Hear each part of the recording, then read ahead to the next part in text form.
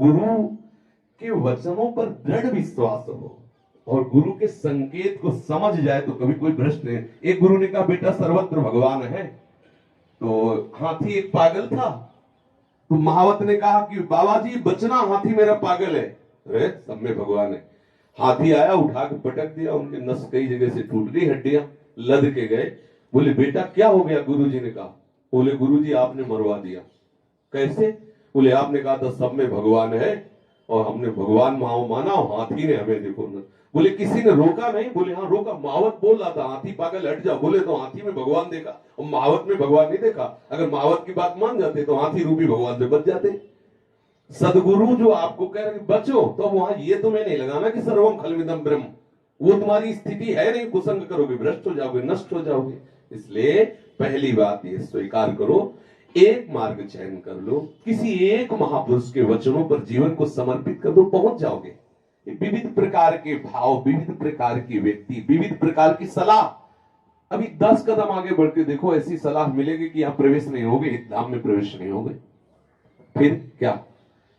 अभी अभी 4 लोगों से मिलो, उनकी बुद्धि में जो बसा हुआ वो आपको समझ में आ जाए। सबको थोड़ी भगवत तत्व का ज्ञाता हो जाता, सबको थोड़ी भगवत स्वरूप। हमें अपने मार्ग में चलने के लिए यदि हमारा हृदय ये कह रहा है कि मुझे इनकी बात माननी चाहिए, तो फिर सब जगह रोक देना चाहिए, उन्हीं की बात मान लेनी चाहिए, बस भगवत प्राप्ति हो जाएगी। गुरु गोस्वामी तुलसीदास जी के गुरु भाई हैं नंददास जी, अत्यंत रसाशक्ति हुई और पुष्ट मार्गी वल्लभाचार्य जी महाराज की कृपा पात्र बनकर श्री विठलनाथ गोसाई जी के निर्देशन ठाकुर जी की सेवा में मगन हो गए। कितने ऐसे महापुरुषों के चरित्र आते हैं जो प्रेम रस पर, जहां हम प्रेम रस की स्थिति में जुड़े, अब वहां की बात हम पूरी मान ले। अब देखो ऐसे जैसे आप चल रहे हो, बहुत समय तक चलते रहो तो आपको अनुभव में नहीं आएगा। महाराज जी जैसे आप कहेंगे तो हम तो चिल्ला के कह रहे हैं कि 12 अगर 12 पद रोज पढ़ोगे तो एक सप्ताह में एक बार 84 जी पूर्ण हो जाएगी।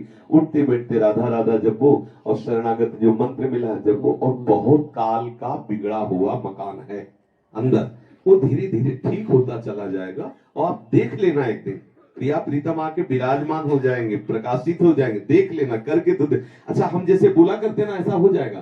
तो वो प्रलोभन नहीं है, क्योंकि हमने अपने हृदय को देखा है। इसलिए आज्ञा पालन के उसमें भावना में रहिए, फिर गुरु कृपा इष्ट कृपा से धीरे धीरे धीरे धीरे धीरे तब उसी से छाती ठोक के उसे बिल्कुल चिंता मत कर, मिलेगा। क्योंकि मुझे पता है ना उस रास्ते से आ रहे, इसलिए पता। पढ़ी लिखी बात में चुप हो जाएगा कि यार कोई अपने को अवतार साबित करता हो, बना रहे अवतार। तुमको उतना ही प्रभु प्यार करते हैं जितना बड़े बड़े सिद्धों को प्यार करते हैं। आप चलिए, कभी ऐसा नहीं हुआ। हम एक बहुत बड़े महापुरुष की बात कर रहे हैं जो भारत लेवल के नहीं, विश्व लेवल के महापुरुष थे।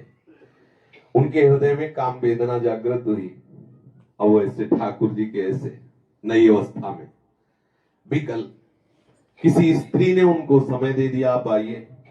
वो काम से प्रेरित होकर चले। जो ये रास्ते में पहुंचे, उन्होंने स्वयं बताया, जब रास्ते में पहुंचे तो 2 संत मिल गए और भगवत चर्चा होने लगी। वो समय गया, बोले आओ चलते हैं। लौट के वापस से खूब रोए आके ठाकुर जी के चरणों में, ये कैसे संभाल। तब वो कहते आप ऐसे हो जाओ, वो संभाल ले। वो संत कौन आए? वही आए, आके बातचीत करने लगे, संभाल लिया, आगे लेके चले।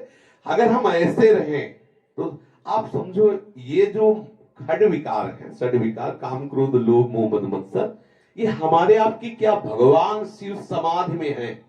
और जब काम ने रोष करके बाण संचालन किया तो शिव समाधि भंग हो गई।